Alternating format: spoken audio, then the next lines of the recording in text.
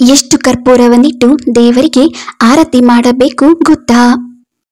ಕೇರಳ ಭಾರತದ ಪ್ರಸಿದ್ಧ ಜ್ಯೋತಿಷ್ಯರು ಶ್ರೀ ಜಗನ್ನಾಥ್ ಭಟ್ ಪ್ರೀತಿ ಪ್ರೇಮ ವಿಚಾರ ಸ್ತ್ರೀ ಪುರುಷ ವಶೀಕರಣ ಇನ್ನು ನಿಮ್ಮ ಯಾವುದೇ ಕಠಿಣ ಸಮಸ್ಯೆಗಳಿಗೆ ಕೆಲವೇ ನಿಮಿಷಗಳಲ್ಲಿ ನಾಗಸಾಧುಗಳಿಂದ ಶಾಶ್ವತ ಪರಿಹಾರ ಮಾಡಿಕೊಡುತ್ತಾರೆ. ಹಿಂದೆ ಸಂಪರ್ಕಿಸಿ 9845064947. ದೇವರಿಗೆ ಆರತಿಯನ್ನು ಮಾಡುವಾಗ ನಿಯಮಾನುಸಾರ ಆರತಿಯನ್ನು ಮಾಡಬೇಕು. ತಪ್ಪಾಗಿ ಆರತಿಯನ್ನು ಮಾಡುವುದರಿಂದ ನಮಗೆ ಪೂಜೆಯ ಯಾವುದೇ ಫಲ ದೊರೆಯುವುದಿಲ್ಲ. ದೇವರಿಗೆ ನಾವು ಎಷ್ಟು ಬಾರಿ ಆರತಿಯನ್ನು ಮಾಡಬೇಕು? ಆರತಿ ಮಾಡುವುದರ ನಿಯಮಗಳ್ಯಾವುವು? ಹಿಂದೂ ಧರ್ಮದ ಪ್ರತಿಯೊಂದು ಮನೆಗಳಲ್ಲೂ ನಿತ್ಯವೂ ಪೂಜೆಯನ್ನು ಮಾಡಲಾಗುತ್ತದೆ. ಪ್ರತಿನಿತ್ಯ ಜನರು ಮುಂಜಾನೆ ಬೇಗ ಎದ್ದು ಸ್ನಾನ ಮಾಡಿ ಶುದ್ಧರಾಗಿ ಬಳಿಕ ದೇವರ ಆರಾಧನೆಯನ್ನು ಮಾಡುವ ಸಂಪ್ರದಾಯವಿದೆ. ಪೂಜೆಯ ಸಮಯದಲ್ಲಿ ಜನರು ಕುಂಕುಮ, ಅರಿಶಿನ, ಹೂ ಇತ್ಯಾದಿಗಳನ್ನು ದೇವರಿಗೆ ಅರ್ಪಿಸುತ್ತಾರೆ. ಇದರೊಂದಿಗೆ ಅಗರಬತ್ತಿಗಳನ್ನು ಬೆಳಗಿಸಿ ಆರತಿ ಮಾಡುತ್ತಾರೆ. ಪೂಜೆಯ ನಂತರ ಯಾವಾಗಲೂ ಆರತಿಯನ್ನು ಮಾಡಲಾಗುತ್ತದೆ. ಯಾಕೆಂದರೆ ಆರತಿಯ ಸಮಯದಲ್ಲಿ ನಾವು ತಿಳಿದು ಅಥವಾ ತಿಳಿಯದೆಯೋ ಮಾಡಿದ ತಪ್ಪುಗಳನ್ನು ಕ್ಷಮಿಸು ಎನ್ನುವುದಕ್ಕಾಗಿ ಆರತಿಯನ್ನು ಮಾಡಲಾಗುತ್ತದೆ. ದೇವರಿಗೆ ಆರತಿಯನ್ನು ಮಾಡದೇ ಇದ್ದರೆ ಪೂಜೆ ಪೂರ್ಣವೆಂದು ಪರಿಗಣಿಸಲು ಸಾಧ್ಯವಿಲ್ಲ. ಆರತಿ ಮಾಡುವುದರಿಂದ ದೇವರು ನಮ್ಮೆಲ್ಲ ತಪ್ಪುಗಳನ್ನು ಕ್ಷಮಿಸುತ್ತಾನೆ. ಆರತಿ ಮಾಡುವಾಗ ನಾವು ಕೆಲವೊಂದು ನಿಯಮಗಳನ್ನು ಅನುಸರಿಸುವುದು ತುಂಬಾನೇ ಮುಖ್ಯವಾಗಿರುತ್ತದೆ. ದೇವರಿಗೆ ಆರತಿಯನ್ನು ಮಾಡುವಾಗ ನಾವು ಯಾವೆಲ್ಲ ನಿಯಮಗಳನ್ನು ಅನುಸರಿಸಬೇಕೆಂಬುದನ್ನು ಇಲ್ಲಿ ತಿಳಿದುಕೊಳ್ಳೋಣ. 1.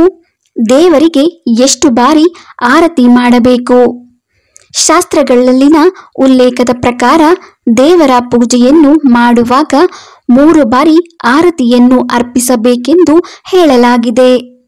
ಮೊದಲನೆಯದಾಗಿ 4 ಬಾರಿ ದೇವರ ಪಾದಗಳಿಗೆ, ಎರಡನೆಯದಾಗಿ 2 ಬಾರಿ ದೇವರ ಹೊಕ್ಕಳಿಗೆ, ಮೂರನೆಯದಾಗಿ ಮುಖಕ್ಕೆ ಆರತಿಯನ್ನು ಮಾಡಿ ನಂತರ ತಲೆಯಿಂದ ದೇವರ ಪಾದದವರೆಗೆ ಆರತಿಯನ್ನು ಶ್ರದ್ಧೆಯಿಂದ ಮಾಡಬೇಕು. ಅಂದರೆ ಒಟ್ಟಾರೆಯಾಗಿ ಒಂದು ಪೂಜೆಯಲ್ಲಿ ದೇವರಿಗೆ 14 ಬಾರಿ ಆರತಿಯನ್ನು ಮಾಡಲಾಗುತ್ತದೆ. 2. ಆರತಿಯ ನಂತರ ಏನು ಮಾಡಬೇಕು? ಶಾಸ್ತ್ರಗಳ ಪ್ರಕಾರ ದೇವರಿಗೆ ಆರತಿಯನ್ನು ಮಾಡಿದ ನಂತರ ನೀರಿನಿಂದ ಆಚಮನವನ್ನು ಮಾಡಬೇಕು ಎಂದು ಹೇಳಲಾಗಿದೆ. ನೀವು ದೇವರನ್ನು ಪೂಜಿಸಿ ಆರತಿಯನ್ನು ಮಾಡಿದ ನಂತರ ಕೊನೆಯಲ್ಲಿ ನೀರಿನಿಂದ ಆಚಮನವನ್ನು ಮಾಡಬೇಕು. ಇದಕ್ಕಾಗಿ ಹೂವು ಅಥವಾ ಚಮಚದ ಸಹಾಯದಿಂದ ದೀಪದ ಸುತ್ತಲೂ 4 ಬಾರಿ ನೀರನ್ನು ತಿರುಗಿಸಿ ನೆಲಕ್ಕೆ ಅಥವಾ ಭೂಮಿಗೆ ಬಿಡಿ. 3. ಆರತಿಗೆ ಎಷ್ಟು ಕರ್ಪೂರವನ್ನು ಬಳಸಬೇಕು? ಶಾಸ್ತ್ರಗಳ ಪ್ರಕಾರ ನೀವು ಆರತಿ ಮಾಡುವಾಗ ಧೂಪದ್ರವ್ಯ, ಕರ್ಪೂರ ಅಥವಾ ಬತ್ತಿಗಳ ಸಂಖ್ಯೆಯನ್ನು ಗಮನದಲ್ಲಿಟ್ಟುಕೊಳ್ಳಬೇಕಾದದ್ದು ತುಂಬಾನೇ ಮುಖ್ಯವಾಗಿರುತ್ತದೆ. ಧರ್ಮಗ್ರಂಥಗಳ ಪ್ರಕಾರ ನೀವು ಧೂಪ ಅಥವಾ ಧೂಪದ್ರವ್ಯದಿಂದ ದೇವರ ಆರತಿಯನ್ನು ಮಾಡಿದಾಗ ಅದರ ಸಂಖ್ಯೆ ಯಾವಾಗಲೂ ಬೆಸ ಸಂಖ್ಯೆಯಾಗಿರಬೇಕು. ಇದು 3, 5, 7 ಅಥವಾ 9ರಂತೆ ಇರಬೇಕು. ನೀವು ದೀಪವನ್ನು ಬೆಳಗಿಸುತ್ತಿದ್ದರೆ ಬೆಸ ಸಂಖ್ಯೆಯಿಂದ ಕರ್ಪೂರವನ್ನು ಇಟ್ಟುಕೊಳ್ಳಿ. 4. ದೇವರಿಗೆ ಆರತಿ ಮಾಡುವಾಗ ಇವುಗಳನ್ನು ಗಮನದಲ್ಲಿಟ್ಟುಕೊಳ್ಳಿ. ದೇವರಿಗೆ ಆರತಿಯನ್ನು ಮಾಡಿದ ನಂತರ ನೇರವಾಗಿ ಅದನ್ನು ನೆಲದ ಮೇಲೆ ಇಡಬಾರದು ಎಂಬುದರ ಬಗ್ಗೆ ಕಾಳಜಿ ತೆಗೆದುಕೊಳ್ಳಿ. ಆರತಿಯನ್ನು ಮಾಡುವ ಮೊದಲು ಮತ್ತು ಆರತಿ ಮಾಡಿದ ನಂತರ ಆರತಿಯನ್ನು ಒಂದು ತಟ್ಟೆಯಲ್ಲಿ ಇಡಬೇಕು.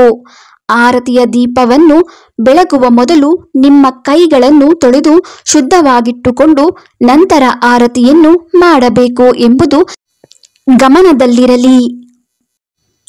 ತುಪ್ಪದ ದೀಪದಿಂದ ಆರತಿ ಮಾಡುವವರು ಸ್ವರ್ಗದಲ್ಲಿ ಸ್ಥಾನ ಪಡೆಯುತ್ತಾರೆ ಎನ್ನುತ್ತದೆ ಶಾಸ್ತ್ರ.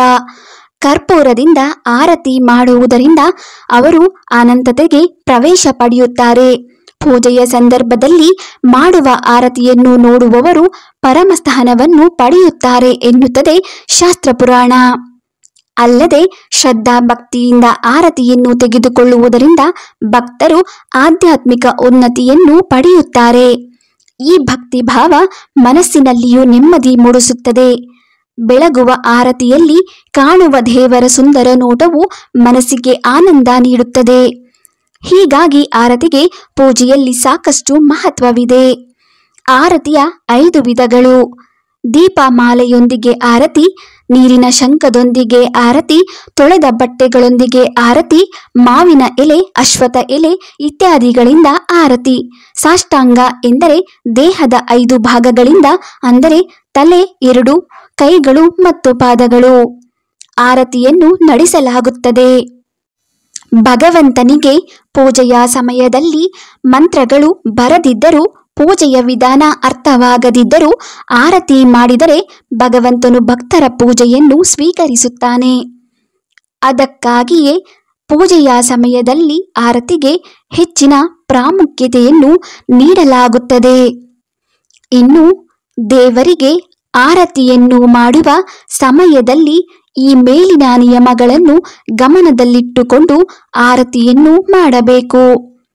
ದೇವರಿಗೆ ಪೂರ್ಣ ಶ್ರದ್ಧಾ ಭಕ್ತಿಯಿಂದ ಹಾಗೂ ನಿಯಮಾನುಸಾರ ಆರತಿಯನ್ನು ಮಾಡುವುದರಿಂದ ಪೂಜೆಯ ಫಲವನ್ನು ನಾವು ಪಡೆದುಕೊಳ್ಳಬಹುದಾಗಿದೆ. ಆರತಿ ಮಾಡುವಾಗ ಏಕೆ ಎದ್ದು ನಿಲ್ಲಬೇಕು? ಜಗತ್ತಿನ ದೇವರಿಗಿಂತ ದೊಡ್ಡ ವ್ಯಕ್ತಿ ಬೇರೊಬ್ಬರಿಲ್ಲ. ನಮ್ಮ ಮುಂದೆ ಯಾವುದೇ ವಿಶೇಷ ವ್ಯಕ್ತಿ ಅಥವಾ ಹಿರಿಯರು ಬಂದಾಗ ನಾವು ಎದ್ದು ನಿಂತು ಅವರಿಗೆ ಗೌರವ ಸೂಚಿಸುತ್ತೇವೆ. ಅದೇ ರೀತಿ ನಿಂತುಕೊಂಡು ಆರತಿ ಮಾಡಿದ್ರೆ ಅದು ದೇವರಿಗೆ ತೋರುವ ಗೌರವವಾಗಿದೆ. ದೇವರ ಮುಂದೆ ನಿಂತು ನಮಸ್ಕರಿಸುತ್ತಾ ನೀವು ಆರತಿ ಮಾಡಬೇಕು. ನಮಸ್ಕರಿಸುವುದು ಎಂದ್ರೆ ತಲೆಯನ್ನು ಸ್ವಲ್ಪ ಭಾಗಿಸಿ ಆರತಿ ಮಾಡಬೇಕು. ಹೀಗೆ ಮಾಡಿದ್ರೆ ದೇವರು ಆಶೀರ್ವಾದ ನೀಡುತ್ತಾನೆ ಎಂದು ನಂಬಲಾಗಿದೆ. ಕರ್ಪೂರದ ಮಹತ್ವ ಮತ್ತು ಆಧ್ಯಾತ್ಮಿಕ ಸಂದೇಶ. ಕೆಲವು ಸಂದರ್ಭಗಳಲ್ಲಿ ಜನರು ಆರತಿಗಾಗಿ ಸಾಂಪ್ರದಾಯಿಕ ಬತ್ತಿಯನ್ನು ಕರ್ಪೂರದಿಂದ ಸಕ್ರಿಯವಾಗಿ ಬದಲಾಯಿಸುತ್ತಾರೆ. ಕರ್ಪೂರವನ್ನು ಹೊತ್ತಿಸಿದಾಗ ಸಂಪೂರ್ಣವಾಗಿ ಜ್ವಾಲೆಯಲ್ಲಿ ಕರಗುತ್ತದೆ. ದೈವಿಕ ಶಕ್ತಿಗೆ ಶರಣಾಗುವ ಆಳವಾದ ಮಹತ್ವವನ್ನು ನೀಡುತ್ತದೆ. ಕರ್ಪೂರವನ್ನು ಬಳಸುವ ಕ್ರಿಯೆಯು ಅಹಂಕಾರವನ್ನು ತ್ಯಾಗ ಮಾಡುವುದು ಮತ್ತು ನಮ್ರತೆಯ ಸ್ವೀಕಾರವನ್ನು ಸೂಚಿಸುತ್ತದೆ. ಇದು ಅವರ ಶಾಶ್ವತ ಸ್ವಭಾವದ ಭಕ್ತರಿಗೆ ಭಾವನಾತ್ಮಕ ಜ್ಞಾಪನೆಯನ್ನು ಕಾರ್ಯನಿರ್ವಹಿಸುತ್ತದೆ ಮತ್ತು ಭೌತಿಕ ಆಸೆಗಳನ್ನು ಮೀರುವ ಅಗತ್ಯವನ್ನು ಹೊಂದಿದೆ. ವಿಡಿಯೋ ಇಷ್ಟ ಆದರೆ ಲೈಕ್ ಮಾಡಿ, ಶೇರ್ ಮಾಡಿ, ನಮ್ಮ ಚಾನೆಲ್ ಸಬ್ಸ್ಕ್ರೈಬ್ ಮಾಡಿ. ಮುಂದಿನ ವಿಡಿಯೋದೊಂದಿಗೆ ಭೇಟಿಯಾಗೋಣ. ಧನ್ಯವಾದಗಳು.